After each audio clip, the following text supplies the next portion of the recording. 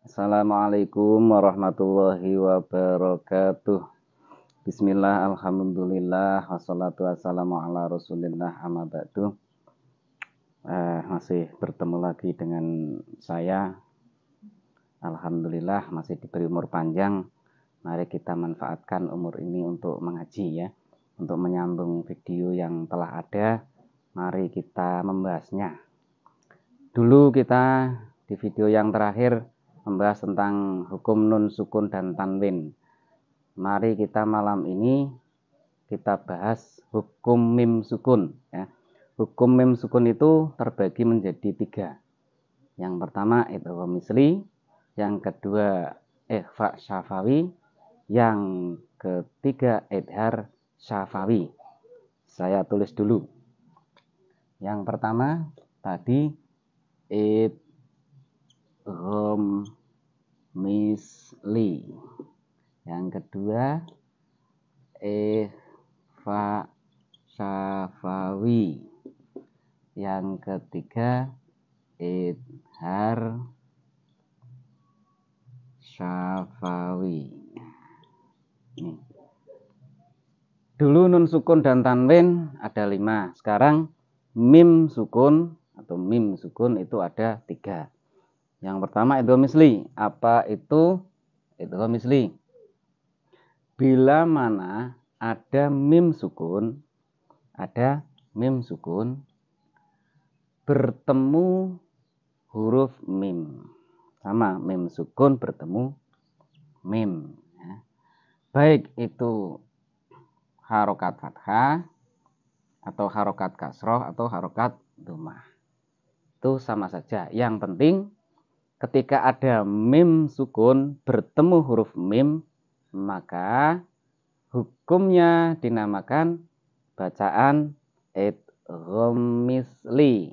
Seperti contoh lafaz lahum ma yattaqun.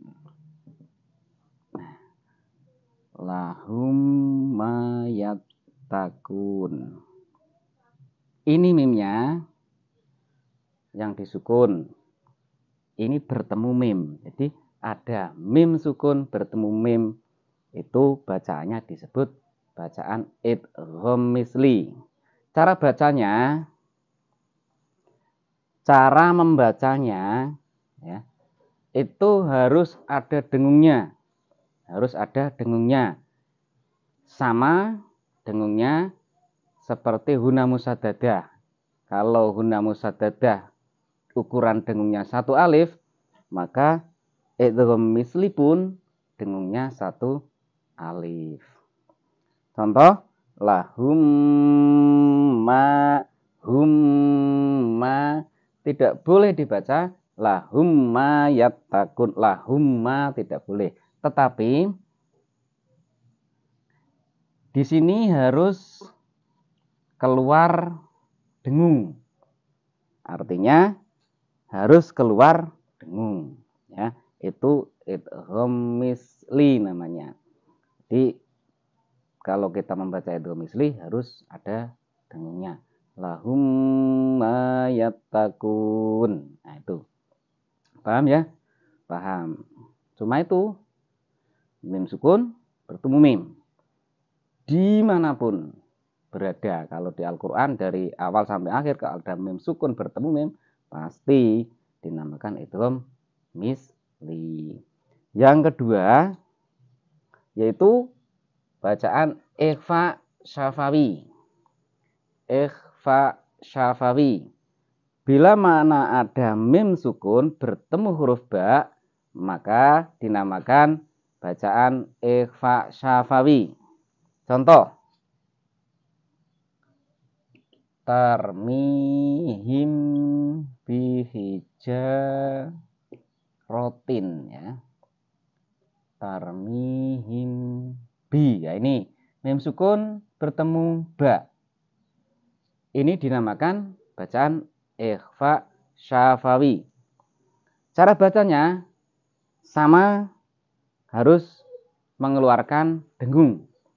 Ukuran dengungnya sama dengan ukuran dengung guna musyaddadah. Jadi tarmihim bihijarah. Him sampai keluar dengungnya baru dibaca hurufnya. Tarmihim bihijarah. Tidak boleh dibaca tarmihim bihijarah, tidak boleh. Artinya apa? Mim di sini dan mim ini, mim sukun yang bertemu mim dan mim sukun yang bertemu ba, ini sama-sama berdengung. Sama-sama berdengung, tidak boleh dibaca jelas. Kalau dibaca jelas kan cekak.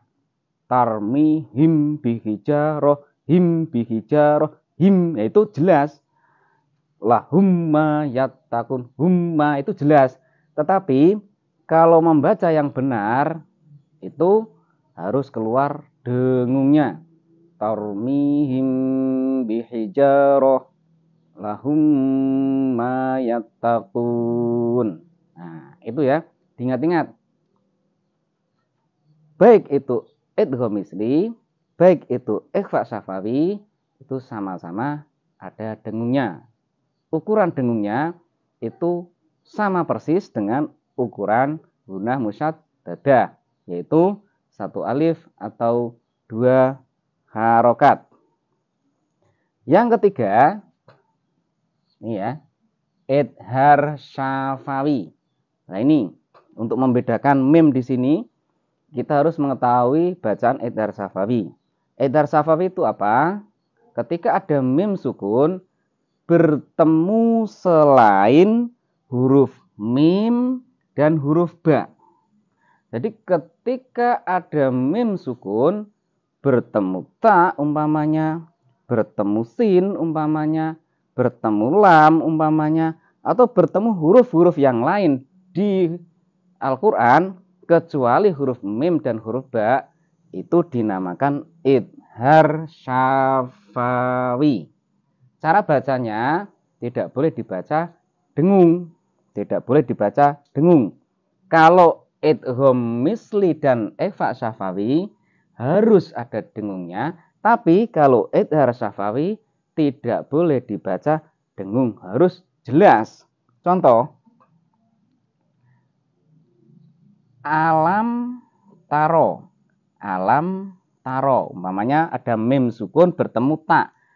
Ada mim sukun bertemu tak. Berarti bacaannya disebut idhar syafawi. Kok tahu? Iya, karena kalau ada mim sukun bertemu selain huruf mim dan huruf ba, maka disebut bacaan idhar syafawi. Lah ini ada mim sukun bertemu ta, berarti bacaannya disebut bacaan idhar syafawi. Maka ini harus dibaca jelas. Alam taro. Alam taro, tidak boleh dibaca alam taro, tidak boleh. Jadi kalau membaca idhar itu tidak boleh keluar dengungnya, tapi kalau membaca idgham misli atau ikhfa syafawi tidak boleh dibaca idhar, harus ada dengungnya. Nah, itu yang perlu kita belajar dan kita ulang di Al-Quran, menerapkan hal semacam ini. Tapi ada bedanya di sini, ndak semua dibaca idhar semua atau dengung semua. Kalau kita sudah tahu hal semacam ini, maka ini tetap ada bedanya di antara ikhfa syafawi, idgham misli, dan idhar syafawi. Sudah jelas ya? Masih contoh lagi, satu lagi. Oh ya, enggak apa-apa. Contoh umpamanya alam yaj'al. Nah, alam ini mim sukun bertemu ya. Ya kan bukan mim atau bukan ba. Berarti benar nih bacaannya idhar syafawi. Alam yaj'al umpamanya. Lah, mim yang di sini itu tidak boleh dibaca dengung. Artinya apa? Artinya tidak boleh dibaca alam yaj'al. Itu tidak boleh. Karena apa? Bacaan yang baru itu ada dengungnya. Lah, harusnya bagaimana? Harusnya dibaca jelas. Jadi pembacaannya alam yaj'al. Alam yaj'al. Nah, itu harus dibaca jelas. Nah, Mungkin ada pertanyaan? Oh, kalau udah ada ya sudah. Ini diingat-ingat hukumnya mem sukun. Berarti mem sukun itu hukumnya ada 3. Idgham misli, ikhfa syafawi, idhar syafawi. Ya. Nanti kalau belum jelas ya diputar lagi videonya, diulang-ulang terus supaya jelas. Nah, semoga bisa bermanfaat ya untuk kita semua dan untuk anak-anak kita. Dari saya akhiri dulu. Assalamualaikum warahmatullahi wabarakatuh.